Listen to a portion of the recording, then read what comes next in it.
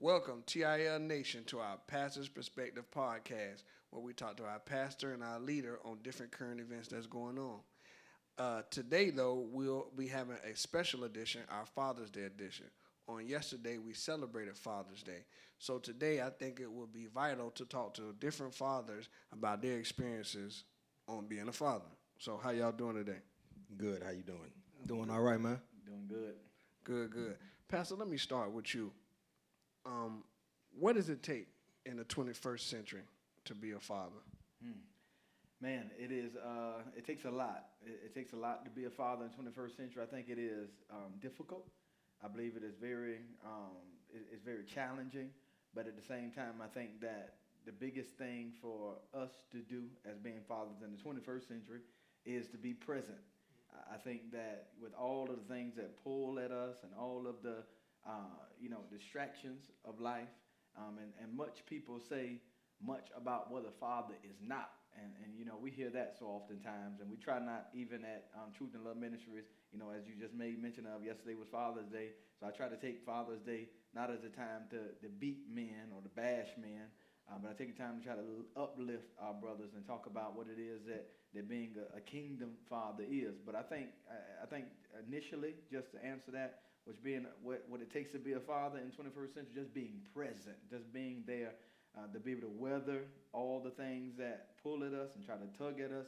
But I'm gonna make sure that I'm be present in my children's life. RJ, the statistics say that 92% of the world's problems come from fatherless homes. Why do you think that is? I really think it is because of when you look at it, guidance that the man brings to the home. The structure, the discipline that the majority of men bring to the home outside of the woman. Because if you look at it now, most kids that are young, when you hear the mother fussing or yelling, it's like the kid is like deaf ear, they're not listening. But as soon as they hear that man's voice, it's almost like attention. So to me, I think it's more or less like the discipline factor that the man brings to the family. Marcus, why do you think that Father's Day is not celebrated the same as Mother's Day? I used to work for a delivery company, and we used to have a joke that on Mother's Day they offered overtime. On Father's Day they was giving time off because it just wasn't enough. It wasn't enough to do on that day. Why do you think that is? Why I get the hardest question? For all hate mail, send it to him. Yes. But honestly, man, I don't. It's hard to say. I think it goes down to that first statistics you said that we're not present. You got so many not present. We cling to our mothers, a lot more than our fathers, and I think that's why. I think it's just because we're not there as much. And that's good. And I believe that because of the fact that we're not present. I think that, to be honest with you, mothers are the backbone. Mothers are the backbone of the home, as relates to the glue that keeps everything together. It is the father being there, the father that needs to be present, the father that needs it, as RJ alluded to, that voice, that disciplinarian, that individual that's there to instruct and there to guide the family. But whenever it is that male is not there, for whatever the reason may be, there's a lot of different statistics, a lot of different rabbit holes we can go on for why the man isn't there. But mothers are, they oftentimes, and I don't want to paint in broad strokes, but I will, just kind of, say it in a general way. Mothers generally going to be there. They gonna stick True. there. You hear more. You don't hear so much of mothers turning in their kids or walking away from their children, which we know that happens. But at the same time, Mother's Day is a little more celebrated, a little more commercialized because of the fact that mothers are present. But I believe that those of us that know of some fathers, some men of God that are trying to be fathers, trying to be present. We're not perfect. We're far from perfect. We're far from making mistakes and things of that nature, but we are trying, we're striving to be fathers. And I think we ought to pause for the cause and celebrate those fathers, those brothers, those individuals that we know that are trying to do what we need to do, so we can change that narrative, Angelo. We can rewrite that narrative, and it's not so much of, and I joke about it as well, saying that, you can't find a seat, when it comes to the restaurants and all that on Mother's Day. But when it comes to Father's Day, everybody going to the house, or they gonna throw us on the grill and throw us on the grill and make some hot dogs or something. But we can rewrite that narrative. So I challenge our sisters that's watching this. If you got a strong man at the house, you got a person that is trying to be a father. I'm far from being perfect. None of us are perfect, but trying to be a father, being there, intentional in your children's life. I think you ought to celebrate them. I think you ought to make sure you get on that housetop and throw that bugle and celebrate those individuals. Right, wrong, indifferent, all those different things that transpire. It doesn't matter, but they're trying to be present. So we can change that narrative. RJ, what is some of the things you think children miss out on when the father is not in the house? Or involved. I don't want to say just not in the house, but just not involved. I mean, for me, it's let's say I grew up with my father in the house. He's still there. So for me, I think it would be more structure. Again, like I said, discipline. And at the same time, your father can teach you things that your mother can't. True. I'm not taking anything from the mothers. A lot of mothers know how to change tires, know how to work on cars, but for the most part, you get that masculinity of a father or a man there to show you how to do certain things that a woman can't show you. Right. So somebody who you can look up to and hopefully emulate. So I think kids miss out on a lot when you don't have both parents in the home. Right. Especially when it comes to a man. You know what I'm saying? Because it's like so many different scenarios, and like as Pastor was saying, that can push a man out of the house, and he can feel emasculated to a certain degree and want to move on. But for the most part, kids miss out on the love that a father can give that child. Right. I want to chime in because I missed that from my father. My dad was a vintage shade tree mechanic. Shade tree all day, every day. Never worked on cars. He would do this and do that. But I didn't really gravitate to learning how to do things. And y'all my handy guys around here, so y'all know I don't hardly know how to do nothing. I need you to check my oil right now. But anyway, my dad used to always mess with me. He'd be like, "Man, you act like a little girl. You don't know nothing." I don't mean that demeaning. I'm just trying. This is my truth. This is my story about me and my daddy. But my dad used to pick at me and say, "Man, you act like a little girl." Because I didn't know how to do anything. So my dad was a Mr. Fix-It, work on cars and all that stuff. And I think he really hit on something really good, RJ, that what the man can bring to the table. And I think in our context, in our culture as black men, I think where my dad did offer to teach me this stuff, and I just wasn't interested. Wasn't interested on the cars and the yard work and all this stuff. I didn't really care. But the point is that I think where we miss out in our context with our young men and our young ladies is that conversation. Right. That conversation. Right. And it is that working on this and fixing this and all that stuff. And I missed that, but my daddy in his own way taught me life lessons through songs. I kind of made mention of one of those songs this past Sunday. What shall become of the brokenhearted? Jimmy Ruffin, who has love that's now departed? And I got my little heart broke. I don't know how old I was. I was a young teeny bopper. I got my heart broke talking to my dad about it. So he put the music on. He had a little cough medicine. He had a little liquid courage. Little something, little something help him get in the mood. And that was my pops. It's all good. But he taught me and sat down and talked to me about love. And talked to me about, females and all the things in his way of trying to describe to his son about what life is all about and what love is about and what this and what that, what to watch for and what not to watch for. So I think that to kind of piggyback off what RJ was saying, it is that thing that a man brings to the table that we miss when it comes to certain things that we ought to know how to do, but also just showing our sons and daughters the ropes. I mean, I've been talking to my daughter, who's 17 now, about little boys since she can basically talk and say, hey, I've always tried to instruct her and tell her, he don't love you. I'm the only man that love you. That's just I talk to her every day. I'm the only man that love you. He don't love you. He love it. Right. He want it. Right. So I think that we miss a lot of that from maybe because we saying mama gonna do it, mama gonna talk about it, mama gonna handle it. And a lot of times that father, the narrative that's painted in our society, the daddy just work, the daddy provide, the daddy sit down in his big chair, he cool and he don't bother him, don't do this and don't do that, and everything's gonna be fine. I know that's not everybody's home, but I'm just speaking generally. But I think that as men, we got to speak up. I think a silent man is a weak man. Right. I think when I'm silent and I'm pushing everything over to my wife and letting mama deal with everything, but it comes a point in time as being a father that I got to step up and I say, you're not gonna be. I tell my daughters, you're not gonna be having my wife around here all frustrated and crying and all that stuff. She say, sit down somewhere. You know, every now and then it takes that man. But I don't want to just keep on going on and on. But I just think that is important as well. The couple, along with what RJ said, because I missed that, and obviously I missed that. Thank God for brothers who helped me out. So I missed the fix-it anointing, but I did take from my father the slowing down and talking about life's lessons, so we get and the values and the morals of what it means to be a man. And I think that is so vital and so important. I want to key in on the part we were talking about, having a silent man in the home. See, that's my situation was. So as I became my own man, raising my own kids, got my own wife, it made it hard on certain situations, because I don't know what to say, how to handle it. I never had the example.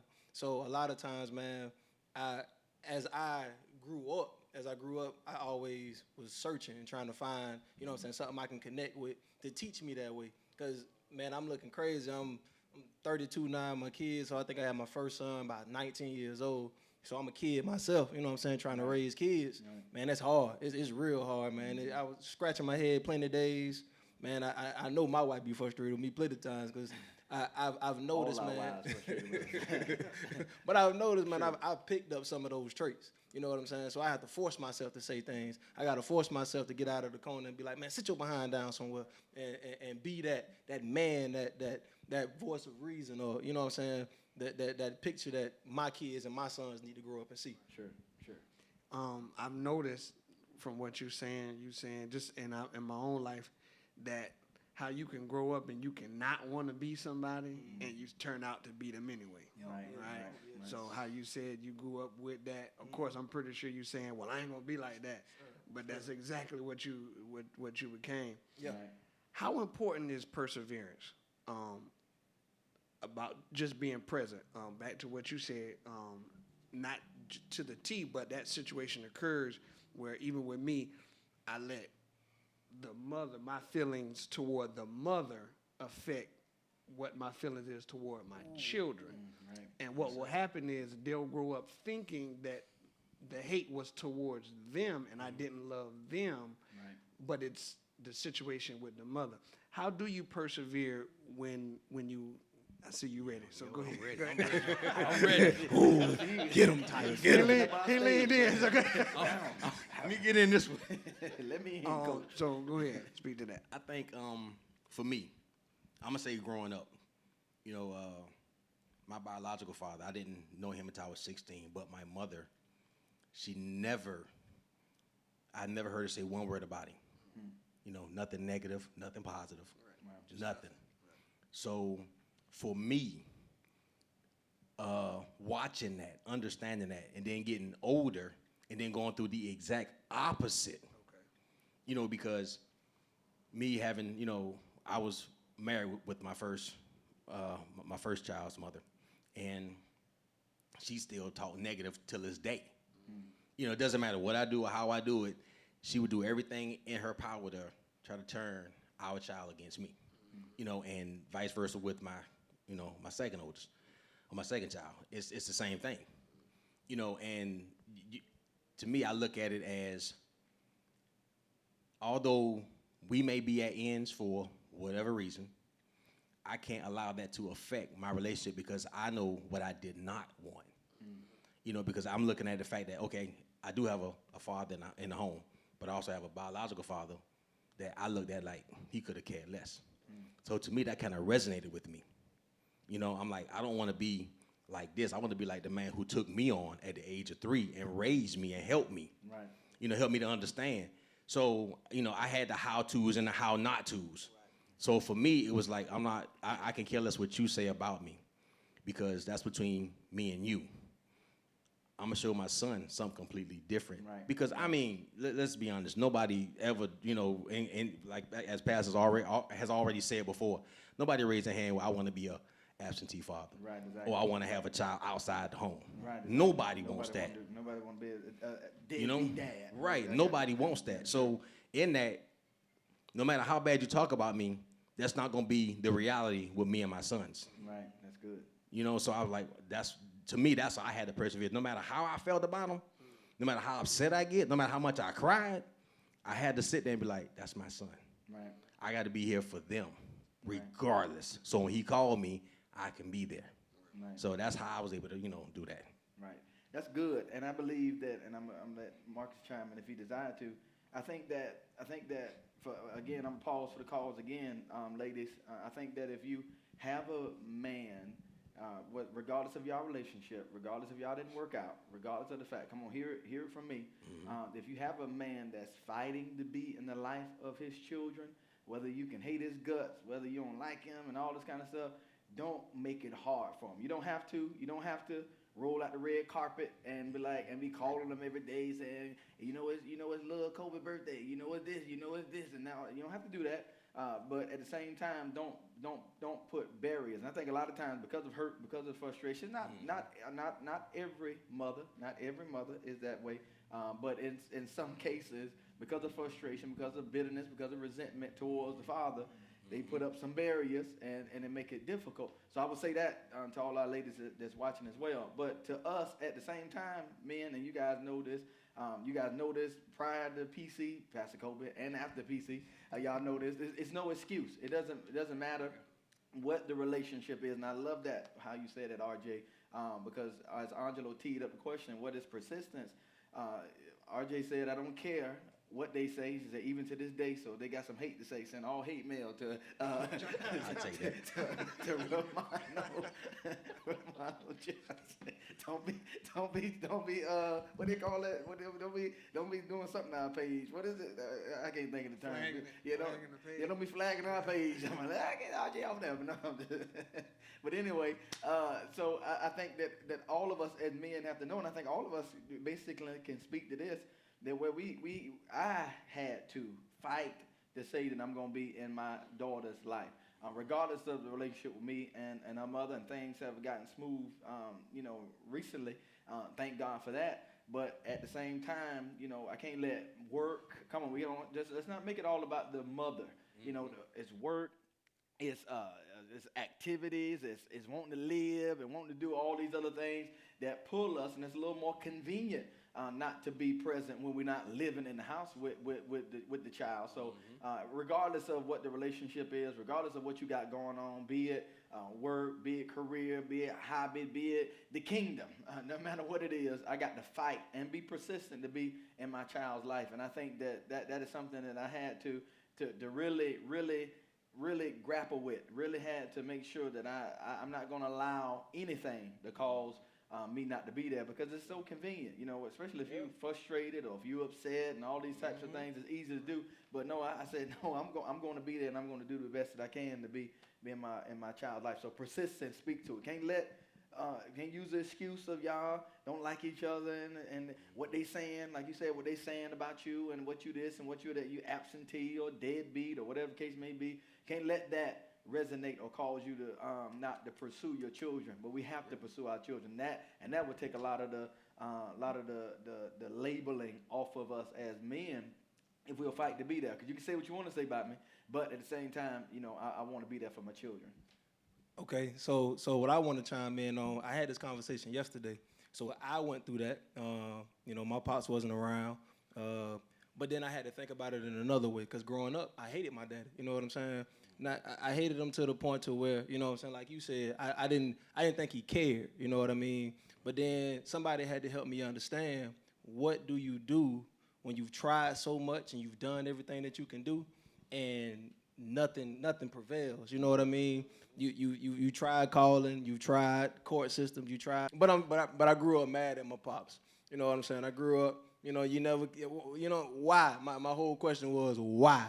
Then when I found out the story as a grown man, it helped me. So one thing I will say is I learned to forgive. You know what I mean? I learned to forgive both parties. And then I also learned that whatever you was going through at that time in life, me growing up as a man, I've learned that, man, you could change the corner. You know what I mean? Like, even though I was like this one time, man, it takes time. And my daddy is my daddy, but he's a man as well. So who knew what he was going through at that time when it was time for me to be raised? So just don't, you know what I'm saying?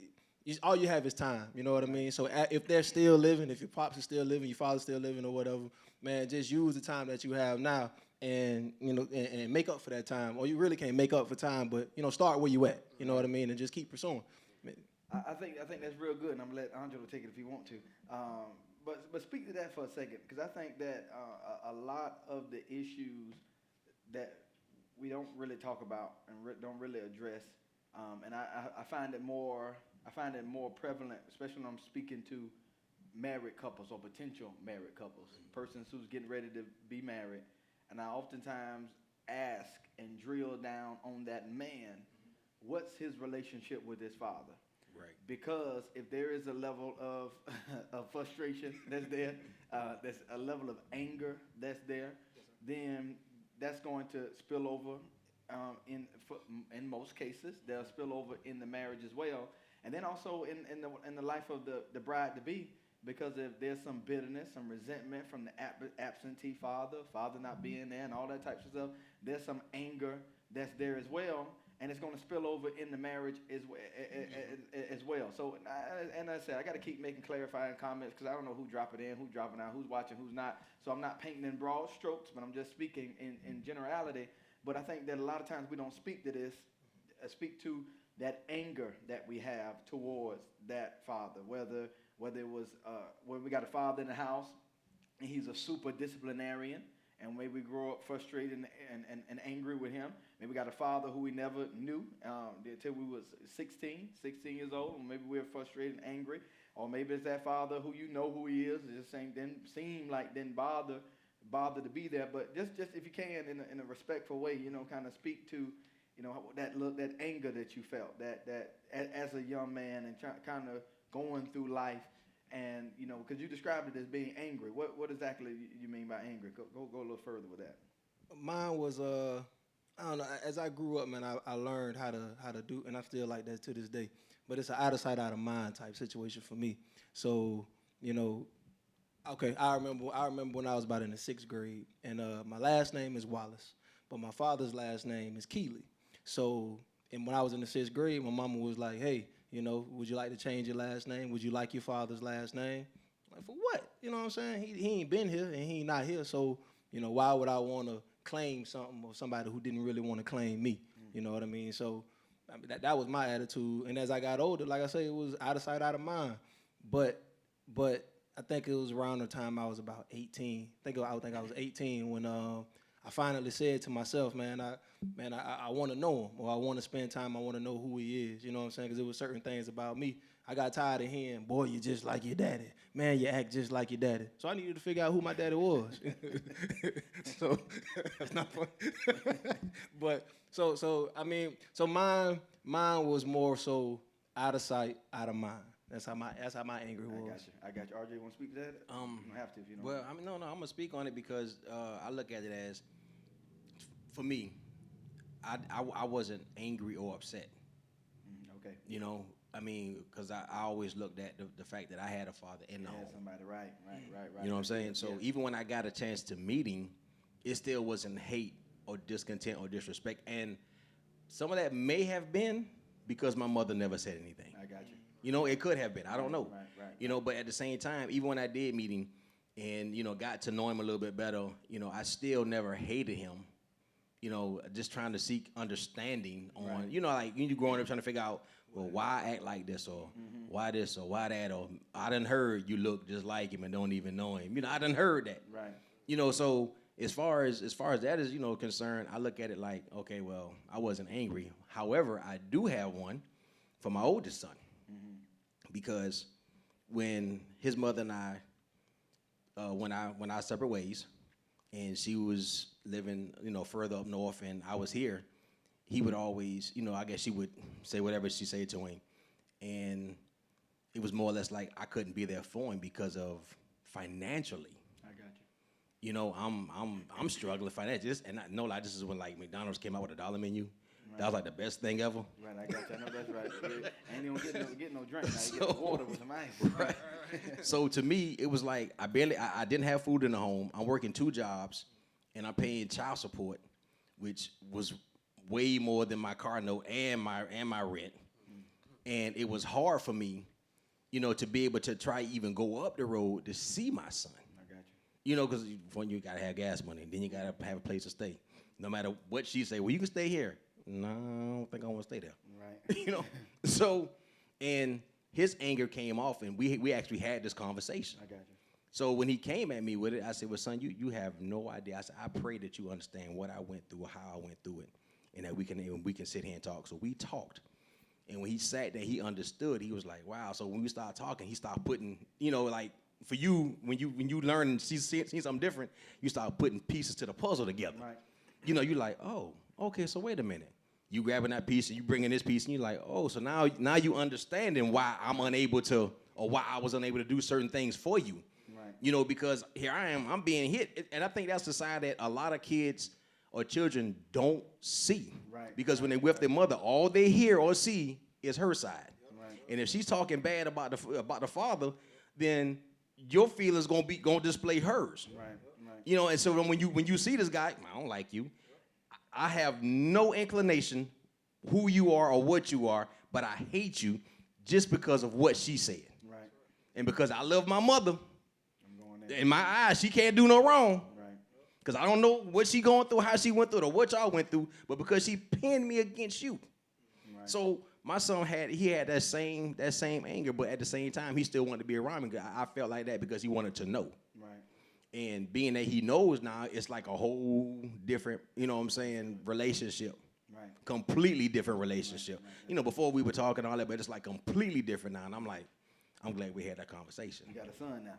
Right. Right. I got you. And So, I'm going to say this, and I feel like I need to qualify some things. Number one, this is not a bash woman segment or session. But what I'm saying is, and again, that's my third time saying this. So, ladies, if I'm serious, if your father of your children, I'm trying not to say baby daddy, if the father of your children is trying to be in your children's life, then it's not for you to put up a barrier.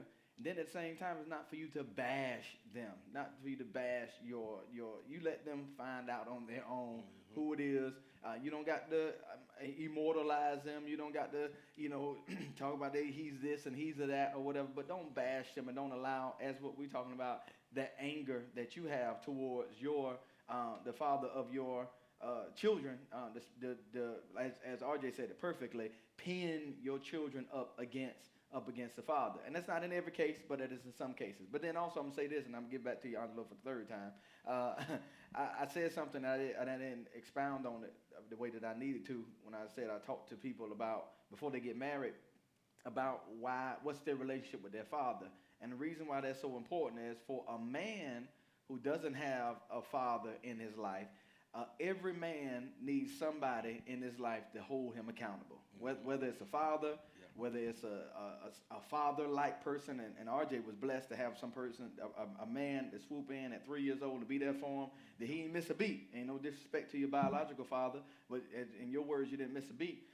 So every man don't have that, but it is some people that we have in our life that kind of swoop in, be that surrogate father, be a spiritual father, be a pastor, be an elder, be somebody in your life that where we need that. But if you're marrying a man who does not have someone to keep them accountable and somebody for them to say yes, sir, to, then what's going to happen? This is why this is so important. What's going to happen when he's getting ready to make a bonehead decision and he doesn't hear your side, don't see your side, and there's nobody on top of he's on the top of the food chain. There's nobody to talk to him and say, you know what, son, that's stupid. You know what, son, I wouldn't do that if I was you. You know what, son? There's got to be somebody in that man's life. Every man needs a man. That's all I'm trying to say. Every man needs a man, and so you need to be leery. And some men can make decisions and do things without that person in their life. But the vast majority, and I'm sure you guys can agree with this, the vast majority of the guys don't need nobody hounding them and on every decision. It was that man or that individual that early on in life somebody disciplined them. Early on in life somebody was in their life to make them say yes sir. It was somebody in their life. It was a coach. It was a teacher. It was a Mr. Uncle Boo Boo around the corner. It was a Mr. Johnson or whatever the case may be. Somebody was in your life that taught you and trained you to have that discipline. So that if that's missing in a man's life, it'll come back to see you. And so also let me say this to the ladies as well. If there's some hurt and there's some pain and some frustration there that woman has not gotten healed from because of an absent father, that hurt, that anger, that pain, that bitterness is coming back to see. Not in every case, but in a lot of cases, if a person is not healed from that, from feeling because I want to be, I want to, because the way that God designed women want to be loved. They want to be held. They want that father. They want that person to speak into their life. And if it's not there, they automatically say, well, what's wrong with me? Y'all was much different. You were saying, well, he ain't here, man, bump him, or I got this person in my life now. But for the vast majority of women, they try to figure out, well, what's wrong with me? Why don't my daddy love me? Why don't my daddy want to be with me? And they spend all their life looking for their love, searching for their love. And so they try to find it in men who don't mean them no good and makes them go past discernment and makes them go past, all right, I see this right here. I shouldn't be doing this. It look like he got about 3 or 4 females on the side, but because he said he loves me. But because he did this for me, because he did that for me, we're searching for love in all the wrong places. So that's why that's important to me. And I felt like I need to come back and kind of qualify what I meant by that. So to every man needs a man. And even if that man isn't present now, my dad is in heaven right now, but my dad is still instructing me, still trained me, and still poured into me as a young man. And then God has also surrounded me with father-like figures, spiritual father, natural father-like persons in my life. So I'm covered, but at the same time, I don't have to have nobody in my ear every day because my daddy did his job. And so at the same time, to our young ladies, if there's some areas in your life that you need to be healed from because of your father, I would really ask you and to be sincere about getting your holistic healing in those areas, and you know that you don't want that pain to carry you all throughout your life. So Angelo, back to the host. It's Angelo's pastor's perspective, but and I want to speak to that about the influence that the mothers have on the kids towards the father, because it's funny to hear 2 different feelings growing up. I have a different one. How much influence and how powerful is that when the mother is rearing up the child? It's absolutely powerful, and it is absolutely essential, because that child, as you guys have both said, basically, why would my mama tell me something wrong? In your case, you said your mother didn't say anything either way, but that still spoke volumes to you. It's like your silence is still like, okay, what's up? What's going on here? Yeah. But mama's there. I never forget. Me and my dad physically got into it about 3 times, and I'm 3-0. I just want to let you know that. We got into it physically. Young Wallace, 3 times. And how many I said? I'm 3-0. I'm 3-0. Undisputed heavyweight champion. But both times he was sloppy drunk. And in Marcus' words, he was drunk. Can I say it? Oh, I know. Yeah. He was bathroom drunk. Keep up with me. Yeah, he was bathroom drunk. My daddy was drunk. And so my point is this. They had a relationship the way it would get physical sometimes. They would get physical sometimes. And so this particular time, now my mama was a pistol. She's in heaven too. My mama was the one that knew how to get you, and she just was bothering. Like, go on, Marie. Leave me alone, Marie. Go on now, man. Trying to lay down. Man said, leave me alone. We already over there at his house, messing with him 9 to 10 o'clock at night. She was trying to get some money out of him or something. I don't know what it was about, but she just kept on just. And so Pops got up off that bed. And next thing I know, he hemmed her up on the back of the closet. I'll never forget, we were living on Prospect. He was living on Prospect. That time we had moved to College Circle. Baby, where's that? Anyway, we had moved Prospect, show respect. He was living there off of Prospect. And my point, I'm answering what you're saying, and you guys can pick it up there. What I saw him doing to my mama, even though I knew she was aggravating him, I knew she was at him. There's no excuse for abuse. So there's no excuse for no matter how much they run their mouth or what they saying. So no advocate. But I still, as a young boy, 15, 16 years old, still bowled up at my daddy and grabbed my daddy and said, "You're not finna be putting your hands on my mama like that." And so why do I say that? I say because I for the vast majority of my life, we was off and on living with my mom and my dad. But that's my mama. And so if mama say, and which my mama never did, generally speaking, dog him out and talk about this and talk about that. But it goes a long way because it's something, especially to sons, it's something about a son and his mama.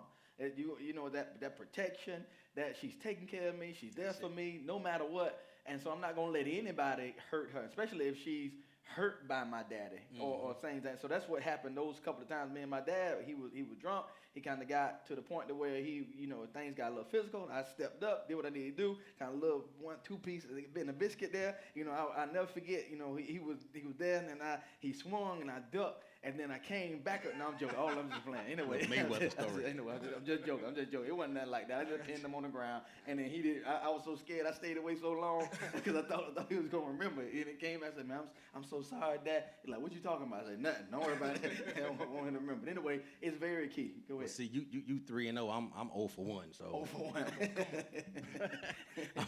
I'm 0 for 1 because my parents were actually going at it. Oh, I got you. I'm talking about it wasn't hitting, but it was like, the argument, and you can it was getting heated. So, and in our house, you can run around the whole house. So she said something to him, and he got so upset. I'm gonna say upset, and he took off behind her. And as soon as he came around, she came around first. As soon as he came around, I'm gonna stand my little self in the way. Dad, you don't hit mama. Picked up. Put on the wall, but what you think you doing? Right, right. So, right. I mean, to me, you said it. It's the natural protector in a male. Right. To want to be able to, to be there to protect his mom. Yeah. Whether she right or wrong. Right. You're trying to be there for her and stand up and in me doing that, I find myself, hanging on the wall. But I mean, it was cool. A little ornament on the wall. Right. Yeah, It was cool. Yeah. I mean, it wasn't Christmas time or nothing, but I was straight. Still had a little imprint on the door. But I mean, I think it's the protector in that young boy. Yeah. For his mother. Yes, sir. Regardless, because even when the father isn't in the home, absentee, or even if he is and he's not, he's silent. Yeah. It's still that protector in that young boy for his mother because he know that's who's watching over him, right? Who's keeping him because the father's not there or it seems like he doesn't care. Right. But, he's not there and I need to stand up. I need to be the man. Right. So. What should some children do or sons or daughters who become of age and have had this feeling towards their father, whether it's good or bad, how should they go about mending that relationship? Or should that be left to, or should they just leave that to their father? Or should they also do the searching? Because hearing them, I was told I was the actual opposite.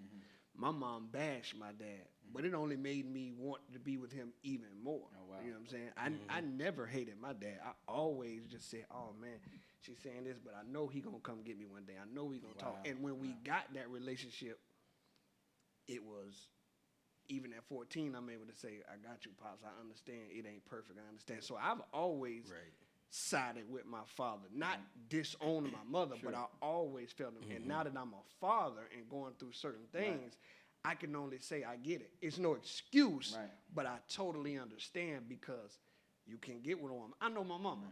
I love her to death. But I know. So in that time, for any kid that's 18, 19, they saying, man, I've heard all this about my father, but I really want to know him. Should they take the initiative to bridge that gap, or should they allow their father to do it? We coming in 1 second, and I'm going to let them answer that. Okay. But you just stumbled up on something that was so powerful. Okay. Look at the power and the influence of a father. You didn't go into detail about your dad, but you said that mom bashed, but you still wanted that relationship. Look at the influence. God puts that in us. Where there's still a desire, there's still a yearning, there's still a longing for for that father, where when you got of age and you got to that point, you say, "I got you, Dad." Now, right, wrong, or indifferent. I don't know the story, but it really doesn't matter. But God puts that in us, so when that is not nurtured, or that's not protected, or that's perverted in any way, whether it's a son or a daughter, that's why we're so open to the enemy. That's why we're so vulnerable. Because look at the power of father. He just said Dad wasn't there, but it took you 14 years to get that relationship that you desired, and you finally got that desire. So my point is that speaks volumes of who we are in the lives of our children. That there's still a longing for. There's still a burden. There's still a desire, and some of us fill that void with anger. Some of us fill that void with other men or other relationships and things of that nature. But God put that in children to look up their fathers and to want that relationship and have that relationship. So, I start off with me. So with me, mine just changed. Because I've learned that I'm the way I am because of my daddy. So I said, throughout my life, I had started being like an out of sight, out of mind type of person. And my daddy the same way, come to find out. You know what I mean? So I used to try to chase after him, and for a while it would seem like, he really didn't care. You know what I mean? And when I say didn't care, like we'll connect. Like I said, the first time me and my pops really got together for real, I think I was like 17, 18. Car broke down. I called him out of the blue. My mama told me to call him because he was good with cars. Called him out of the blue. He showed up. You know what I'm saying? He taught me how to change my alternator on my Impala. I'll never forget that. Taught me how to change my alternator on my Impala, and I was like a big old kid, man. I was so excited, but then I never heard from him again. You know what I mean? And I was mad for a long time. Like, man, Daddy, I've been chasing you my whole life. I'm tired of chasing you. Yeah, you know what I'm saying? So I got mad. But then somebody told me, and it makes sense, man. They say, man, anything worth having is worth working for. You know what I mean? So after me and my daddy had a serious conversation, he was like, son, regardless of how you feel, I love you. But just reach out to me. All you got to do is call me, and that's what it is. So now I make the moves, and I holler at him, I check on him, I go holler at him, because I know he ain't going to do it. That's just not in him. It's just not him, period. So for me understanding, that's what made me have to say, okay, well, if I want the relationship, then I'm gonna have it, because it is that important to me. You know what I'm saying? Now, granted, I've had people in my life that came in later years, and I really, really needed them. So I've been blessed. I had people at the church, man. I had a man take me up under his wings and teach me how to cultivate a skill I didn't even know I had. Come to find out, my daddy do the same stuff. You know what I'm saying? So I've been blessed, but at the same time, even though I have them, I still want the original. You know what I mean? So if I want it, I got to go get it. That's good. I mean, to speak on that is more or less, I feel like it's like two sides of that, really. Just as Marcus said, from that child perspective, being able to reach out, because most fathers won't. Right. Even for small children now that, in the home just with their mother, and you got the father that's not, a lot of times the parent, that father, won't reach out or call. Child can have a phone. That parent still won't. For me, just my own personal revelation as a parent, Right. I feel like as a parent, I should reach out to my child. Mm-hmm. Right. Whether they have a phone or not, I should reach out to them. Right. You know what I'm saying? So when I was younger, not understanding or knowing, my biological father, but getting to know him, I would reach out to him. Mm-hmm. I would call him. I would say, well, hey, okay, look, I mean, whatever situation you and my mom went through, I don't live there anymore. I can't say I'm a grown man. However, I am a man, and I'm living on my own. So, I can, call you, or you can call me, or, right. I can get to know you better. So to me, I think it's having that will in you, Right. to want to know. At the same time, I mean, when you come to the reality of, the things that you're going through and the things that hinder you or hurt you, generational curses, Right. you need to understand, okay, so I've been with my mom my whole life. I didn't see this. I don't see nobody else with this. let me see what's going on this side. Right. Let me reach out. Let me talk. Let me communicate. Because I think that's when you can truly understand who you are. Right. You know what I'm saying? When you do something, okay, well, let me understand why I'm like this. You know, a lot of my ways when I was growing up, find out it's exactly like my biological father. Right. You know, and I'm like, Really? you know, I've had to say like a cow look at a new gate. I don't believe this. I'm trying not to be like this person. Right. Exactly, because you always say, I don't want to be nothing like you. I want to be like this. So you trying to emulate somebody, you know what I'm saying, who you raised under, by somebody who can care, or for what you think can care less about you. Right. But then come to find out, you like, man, I look just like this dude, act just like this dude, walk like him, talk like him. Right. Man, look at him. Right. So in understanding that and learning that, then you can, again, turn that corner. Right. You know, as Marcus, you can turn that corner and be like, okay, well, but at the same time, I think that it goes both ways, because if a child really wants to know that parent, like you say, then you want to do it. But I just feel like as a parent myself, Right. I'm gonna reach out to my child. Right. I'm not gonna wait for them. Hey, you can call me sometime. No, I need to call Right. you. You got a Right. phone. Let me reach out to you. Let me show you. Sure. So that way, when that time comes, it's not like, well, you only call when you want something. Right. Right. You know, it's like I'm trying to build a relationship with you. I'm trying to get you to see the other side, that it's not like that. Right. Right. You know. And I guess go ahead. Go ahead. Well, and I wanted to kind of with my situation and piggyback on what Marcus was saying, and I want to say this to any son or daughter that don't have a relationship with their father, or they have a bad one. I can't believe that there's a father out there that don't care about their child. What I do believe, though, and like you said, we end up being like our father.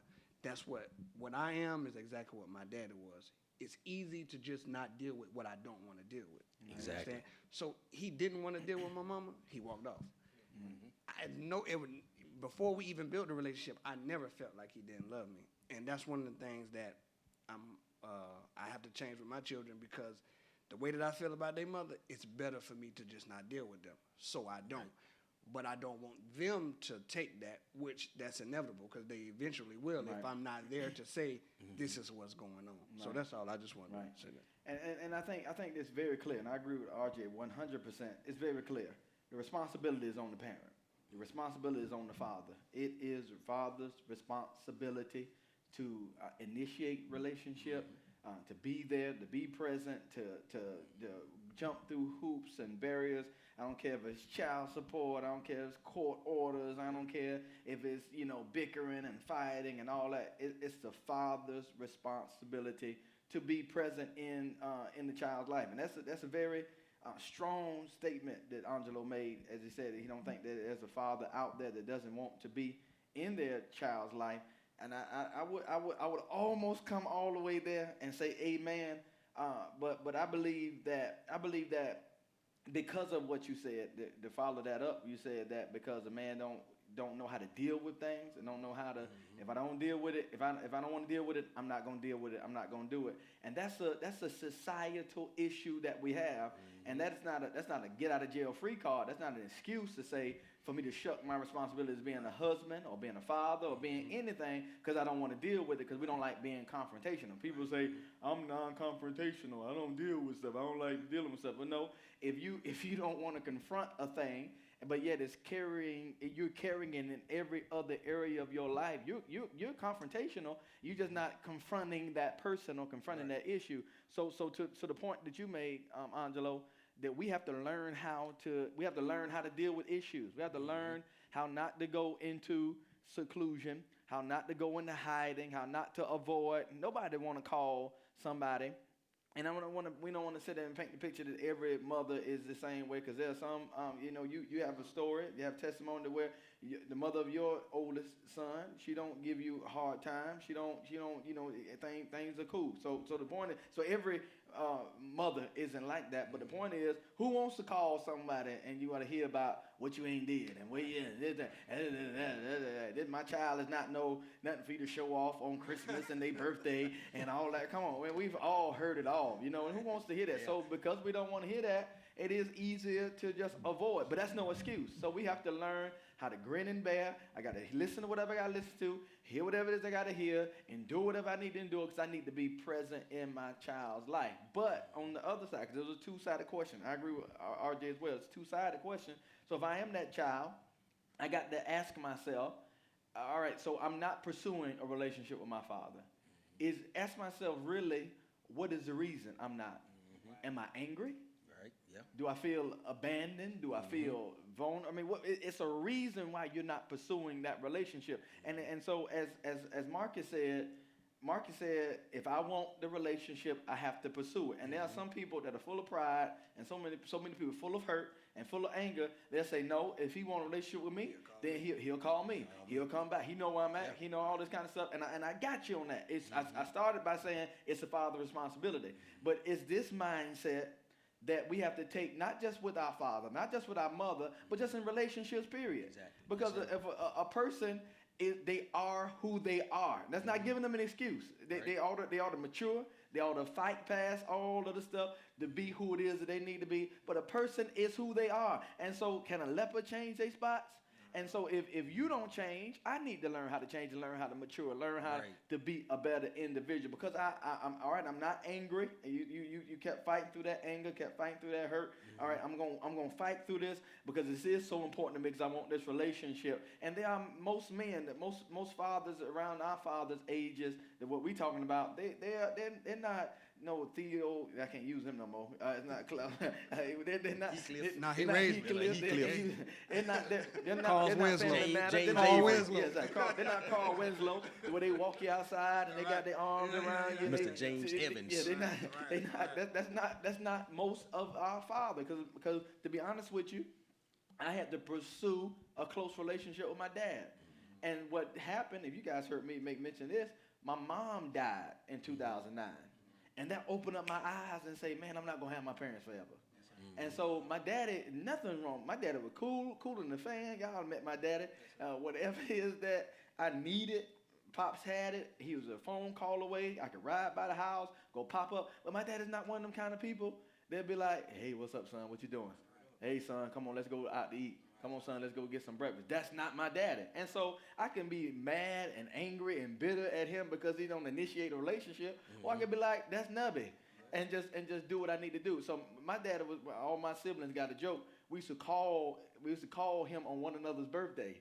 And so if it's my birthday, one of my sisters will call him and say, you know, it's Kobe's birthday today. And so he'll call and be like, happy birthday. So then we'll get on the call with one another and say, which one of y'all called him? So we know that joker ain't know it was my birthday. And so we would remind him that it was our sibling's birthday. So we could sit around and be angry and mad. My dad don't even know my birthday. My dad don't even gonna call me. But man, my dad would give me the shirt off his back. Right. If we would come to him and ask. Right. And so that's not an excuse. Again, that's not an excuse saying because dad should initiate. That's how I believe. I believe that. But at the same time, if they don't, come on, I got to fight past that. We can't hide behind that hurt, that pain, and that excuse and say, well, he don't want me, I ain't going to do it. But go ahead, I got something you want to say. Go ahead. I'm glad you said that because that's what I wanted to speak to earlier. When Marcus was saying that about his father, I had an uncle that was telling me about his relationship with my cousin. And he used to say that he always wanted to call, but he was scared. Wow. He was scared of the response that he would get. He didn't want to. He was scared he was going to hear, I hate you. I don't want to talk to you. Right. I don't want you in my life. So that's why he never called. Right. So I think that it is good that if the father or if the parent in general doesn't initiate that you should try. Right, so, exactly. You can't hide that. You have to pursue it. And so I'm speaking, and this is such an emotional subject, and I know the brothers feel it because I feel it. This is an emotional subject. It is draining subject. It's probably bringing up stuff, and even as we're talking, we're thinking about different instances and different stories, and we men. But at the same time, this is an emotional subject. So to the person who maybe your father was not present, to the person where maybe you didn't have that relationship with your father, one of these gentlemen said it earlier, I would encourage you to pursue a relationship with your father. Now, once you pursued a relationship with your father and he still don't want to be dealt with you, still don't want to be bothered, or whatever case may be, you've done your part. Yeah. And now it's God. Yes. It's God who is going to step in now and heal you of that hurt, rinse you of that pain, and He's going to, as Marcus said, and even as I said, that what God will put people in our life that they can't replace pops, can't replace your father, can't replace your biological father, but it'll be people that can help you along the way. God will help you, and so I would just encourage anybody that has that whole. That vulnerability, the way you desire that relationship with your father, but he's not initiating. And come on, I can count on one hand how many times my dad came to my house. You know, they don't. The old school parents don't come to your house. You want to see them? What you gotta go do? to them. You gotta go to them. You gotta go to them. They don't come popping up around your house and sitting around watching TV with you. Some parents do, but for the vast majority, they don't. And so for us who are the younger and who are the children, we have to initiate that relationship. That's what turned the corner with me and my dad. I pursued a relationship with him, and I didn't have to make nothing happen when he got sick. And in his latter days, I didn't have to make nothing happen because I was in the habit of already talking to him all the time. I was in the habit of already popping up around his house multiple times a week, calling him every day. What's up, Pops? Watching what he watching, talking to him, just talking trash and all that stuff, just whatever. And it wasn't like it was something that was something I had to force because I knew that he was battling in his health, but it was something that was there. But it taught me based off the fact that I missed that moment with my mom, so it taught me to step up. So it's an emotional thing. It's a trying thing. But if you don't do the due diligence of rolling up your sleeves and at least initiating this relationship, and if it doesn't happen, it's fine. If it don't happen, it's cool. But at the same time, that's for the father. On the father initiating, and the child is what they hate. I hate you now. Like what you said, I hate you. I don't want to be there. I don't want nothing to do with you. You didn't call me all these years, bump you and all that. If that's how the child responds, you got to know it is what it is. And on the other end, as a child, if you're pursuing that relationship with your father and it's not there, it is what it is, and you have to give it over to God and trust God to heal you of that hurt and that pain, because He can. Because it doesn't matter what you name. We can hide behind the pain of a father, pain of a mother. We can hide behind rape and molestation and child abuse and all these things that happen. There are real instances and real pain. We just have to, whatever the pain is, the situation, we got to give it to God and ask God to help us and to heal us in those areas. So yeah, Marcus, you had something you want to say? Yes, sir. So it made me think about when you were talking about the child that hates their parents or hates their father. I just want to encourage you and just make you think about this, man. Just think about your life and all the transitions that you've been through in life, which made me change how I felt. Because even my stepdaddy, man, I couldn't stand my stepdaddy. I'm another one of them ones that me and my stepdaddy don't fought twice. And I'm 2-0. Watch out now. Okay, all right. Yes, 2-0. Right. I learned how to wrestle. All right, I got you. All right. Yes, I learned how to wrestle. Yes, sir. Yes, sir. Hey. Looking like a. Looking like a picture on the wall. but him too, man. I couldn't stand my stepdaddy. My stepdaddy, one, he didn't say anything to us. He didn't talk to us, and then he was always telling my mama on us. So he was always getting us in trouble. I couldn't stand that joker. And He had to stay good with the mama. what? Man, I couldn't stand that joker. But over time, as I looked at my own life, man, I started to realize, man, you go through different seasons in life. You know what I'm saying? So you're never the same person. They say a person changes every 7 years. So if you look at yourself and look at where you were from this point to that point to that point, your whole mindset changes. So when that person, like, okay, so let's just keep talking about me. So my stepdaddy, over the years, he changed. And he started to realize, you know what I'm saying, his impact on us and how we really couldn't stand him. Even his own kids couldn't stand him. And he started to realize that. So he was trying to be repentant, but he couldn't because we wouldn't accept it. You know what I mean? Wow. So I just want y'all to understand, man. People do change. You know what I'm saying? They're not the same always, and they genuinely do change. So look at yourself, and then that person that you hate, that father, that mother, or whoever it may be, man, just think about that. That's powerful. Don't hold a person hostage to who they were. Yes, sir. That's good, because he said that was so powerful, and I'm giving back to Angelo. That was so powerful. The brother wanted to repent and wanted to change, but the persons that he had hurt wouldn't let him do it. And so oftentimes, as you said, we have to look at ourselves and see maybe that relationship isn't what it needs to be because I won't let it go there. Yes, sir. Because I'm holding on to that pain and I'm holding that individual hostage to a mistake or to a season in their life where they didn't know any better. They were doing the best that they could with what they had, but now I got to let that thing go and let them go. So forgiveness and communication is two of the things I'm getting from this conversation when it comes to fathers and their children. It has to be, especially as it relates to forgiveness, because nobody's perfect. Nobody's perfect. Our children don't come with manuals. Our children don't come with manuals. We try to do the best we can. As everybody's alluded to, circumstances happen, situations happen, jobs, people move, and all this stuff takes place. And so you have to forgive. You have to forgive. You can't change the past. You can't hold a person hostage to what has transpired. So you have to Prioritizing time and money is how important is that for a father?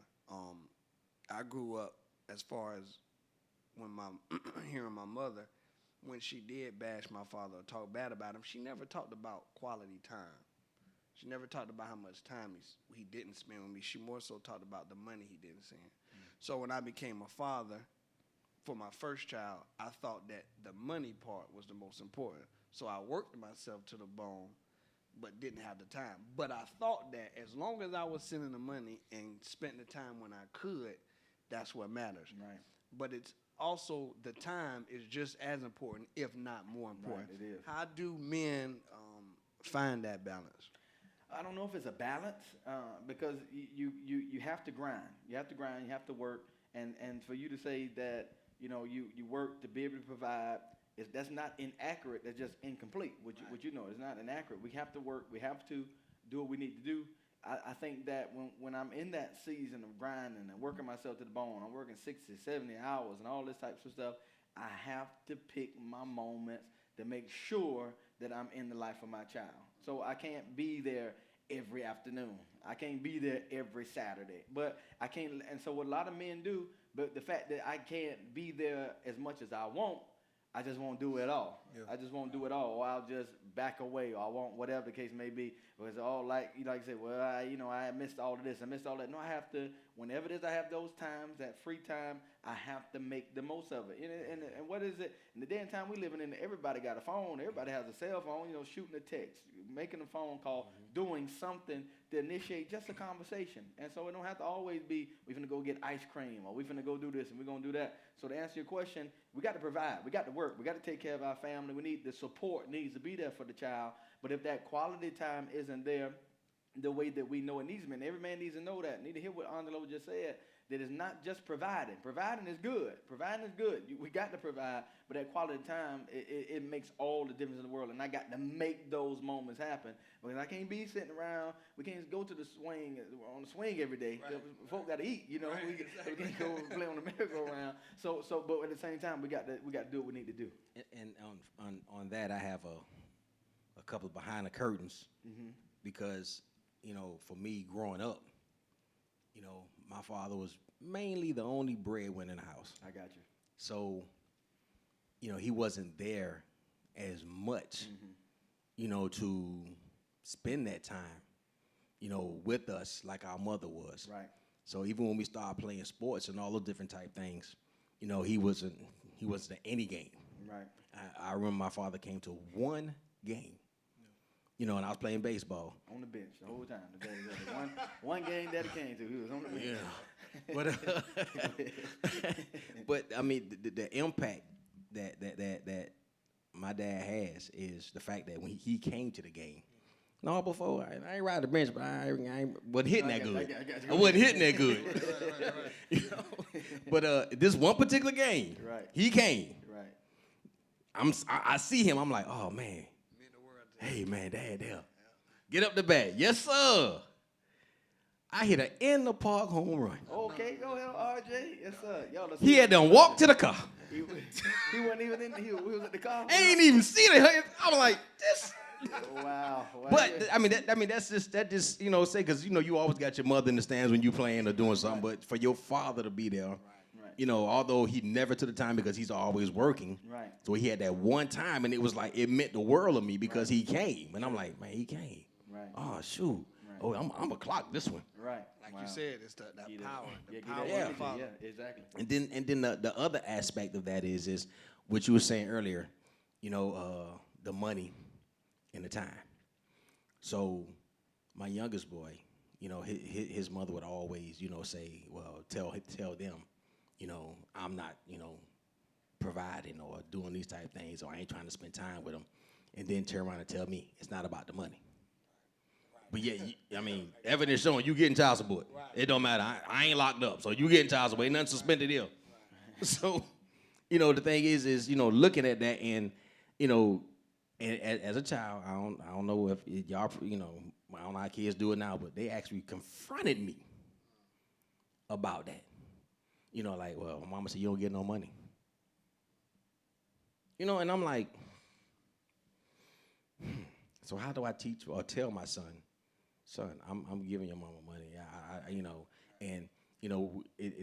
We live in a world where seeing is believing. You know what I'm saying? It ain't faith. When you growing up, you're like, I don't want to hear about no faith. I want to be able to see. For me to have faith, I need to be able to see this. So for me, I mean, I actually, I'm not saying for parents to do this. I showed my sons, look here, man, this is my money coming out right here. This is what your mom is getting every month. Not realizing I'm starting World War II in their house. Right. Not realizing that. So I'm like, wait a minute, why did I just do that? He going back, no, man, he showed me. Can I take that with me? No. Right. I shouldn't even showed you. You're going to want some more, you see. Yeah, so, I mean, to me, I could have handled that differently. We're saying, does it matter if your mom get the money or not? It matters on spending time with you. I should have used that differently, but I didn't. I came with the fact that let me show you I'm spending money and I'm spending time. And when you hear I'm still spending money. Right. Exactly. Right. Right.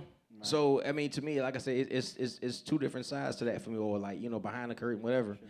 And it's just looking at it as having that wisdom. At that time, I didn't have that wisdom to say, right. Well, let me not show him. Well, I don't think that's so wrong, RJ, to be honest with you. I think it's a case-by-case situation. And if your son is mature enough, and your son is you know your son, if he's mature enough to be able to, well, he went back and blasted you. But be that as it may, I would, as long as I'm not bashing his mother, but I'm trying to stop me from being marred in the eyes of my son, because they're getting the other narrative, they get the other side of the story. So I don't necessarily see that's such a wrong thing or bad thing for them, seeing what it is that you're doing. But I love the balance that we have here, because you brought another perspective when it comes to even with your dad coming. Your dad was working, and see this speaks to a union, because your mother and your father was a union. Mom was there, dad was working, and so this is important for the father who is working. As you said, you teed it up. Just gave it to you. You teed it up and said that dad was the breadwinner. So mom was holding down the fort. So that to me says teamwork to me. And so for parents and individuals who have that type of situation where maybe dad is grinding and mama's a little more hands-on, it's up to those spouses to cover one another. Where we not, well, your dad is working, your dad is this and that type of thing. So just covering one another, because pops can't be there or moms can't be there. Be that as it may. So it's a case-by-case thing. Yeah. But I appreciate your honesty and transparency either way it goes. It seems like you can't win on both sides of the spectrum. Because I didn't know, you know what I'm saying? I've never had to deal with the whole issue of, I'm showing you mom paying this money. I didn't know they complain, because you spending time with your boys, you know what I'm saying? Yeah. And then they complaining about money. You can't win for losing with me. Because, I grew up in the era of the 80s, so I listened to a lot of T.I. growing up. So T.I. had a song, and in his line, he said, you sent me tons and toys and clothes thinking that they enough. But it wasn't though, and you wasn't there. So I grew up thinking that you ain't care. That came out last year. Yeah. He been saying a long time. But and that's how I would feel. You know what I'm saying? You sending me tons of toys and clothes, but you ain't never here. You know what I'm saying? So, I got the PlayStation 5, but man, where you at, pops? You know what I'm saying? Like, so and then that, I think about it all the way, because I'm married too. So I think about it in the sense of we do the same thing with our wives. You know what I'm saying? We work. We buy this, we buy that, we buy this, we buy that. But then your wife over there with Jody, you know what I'm saying, flossing and all that ice you done gave her because you ain't spending no time with her. You know what I mean? So. So anyway. Hello.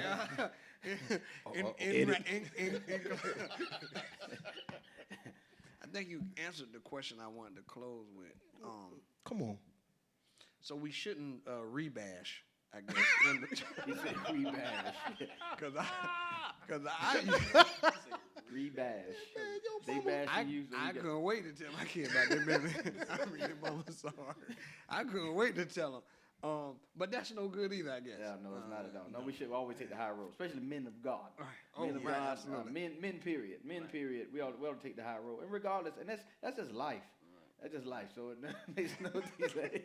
Y'all can't see his face when we doing this stuff. I can tell now when I hit a bingo, he's just be like, all right. So no, we can't. No, we're not supposed to rebash. We shouldn't go tick for tack. I don't have a problem. Alluding back to what RJ said, I don't have a problem with me. Saying what I need to say. The show proof or whatever case may be. I don't have an issue with that. But you don't never have to bash a person's character or talk about this or say that, or because they said this, you're gonna say that and yada yada. Nah, I don't think nobody wins with that. And then again, at the end of the day, you still shaping that child and molding that child to where they're gonna remember that. They're gonna remember that. So I don't think that's the wisest thing to do. No, I don't agree. Did anybody? Oh, go ahead. But let me say this for me. It was rough, as that absentee father, so to speak, to a certain degree, because you're not in the home. Because you're looking at it as all the struggles, all the issues, all the trials and tribulations that you put yourself through, and the relationships that you were in, and being bashed by, the women, and then you looking at your ends, and they're not making meat, and hopefully this to speak to a man who think he just on that edge. The answer is not suicide. Right. Because that played in me. Oh wow. Because I'm sitting there thinking, okay, well, obviously I'm not any good because you bashing me. My child can seem to care less to want to hang around me and be around. This when it was much younger, and it hurt. Right. Because. Right, because you never, again, raise your hand and say, I want to be outside the home with my child. Right. I want to be in the home with my child to be able to go on vacation, be there for when he's sick, be there for when he's crying, be there for all the different things. And it hurt because you're being played as the villain, right, in a superhero movie. Right. And it's hard because the first thing that hit me was suicide. Mm-hmm. And I had to realize that I didn't want somebody else to be able to teach my children what I could teach them. Right, that's good. You know what I'm saying? Good. So for me, it kind of like, it wasn't nobody but God. I knew it wasn't nobody but God. I wasn't saved at the time, but I knew for a fact it wasn't nobody but God. Right. Because I'm sitting here saying to myself, man, who gonna help my sons learn this or do that? Right. What kind of person would I be to show them that I decided to end my life because I couldn't handle what I put myself through. Right, that's good. So for me, I wanted to be there. I want to be there to say, okay, let me help you, let me guide you, and because I felt like, okay, I got both sides of the coin. Right. A dad who can care less, and a dad who loves me as if I'm his own. Right. So let me take the negatives and the positives from each. Let me grow that up. Let me help train my children, teach them, show them, and guide them in a way that, okay, Lord, I know they're not giving a book, but you gave me a book I can go by. Right. Help me to help them. Sure. To be that person in their life that if something was to ever happen to me, it'll last their life for the rest of their life. Right. That's good. That's good. And I love that. And we're gonna wrap it up. I think that, as you said, your love for your children calls you to persevere. So suicide is not the answer. Running away is not the answer. Abandonment is not the answer. Tick for tat, rebashing is not the answer. But just stepping up and being that father and being the man that you are, and that God knows that you can be. Just forget about the past. Forget about all the mistakes. Forget about all the things that you missed out on, and start making the most of the time that you have. Did you want to say something to close out? Any last remarks? Oh, man, Pastor just said it all. I feel the same way. I feel like I said, man, all you got is time. You know what I'm saying? And you can't go backwards. My father now, he's in his 50s. So he's at the end of his life. You know what I mean? So I could just second half of his life. I'm sorry to those that are in their 50s. He's at the end. Second half of his life. Is he Just turned he's 50, sick? man. No, he good. He just turned 50, man. Good God. Well, Your dad just turned 50. you in your second half of your life. I close to your daddy, huh? Yes, sir. Yes, sir. Yeah. But all you got is time, man. So, you know, just start from where you at and keep moving forward, you know. Do you and your dad ever go work out? We have before. It was a great experience. Pretty awkward, but it was great. It was great. Would y'all like a demonstration? No, No, we good. No. That'd be Hey, man. That's Monday Night Raw. That's not for the podcast. Lord have mercy. Well, again, man, thank y'all all. I know this was a deep conversation, probably very touching, like you said, bring up different old memories. So thank y'all. But I think this podcast, especially for a lot of men or children, it should do them some good. You know, Right. hearing, and maybe this will spark somebody to go chase their father, or maybe it'll spark a father to go chase their children. Right, very So thank y'all, and thank you TIL Nation for tuning in again for our Pastor's Perspective podcast, and we'll see y'all again next week.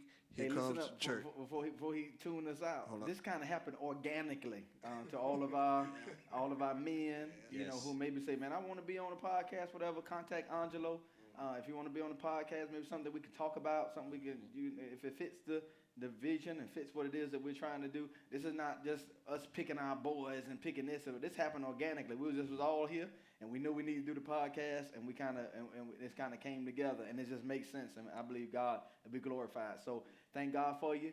Thanks for tuning in, TIL Nation. As he said, Here comes the church. here comes the church.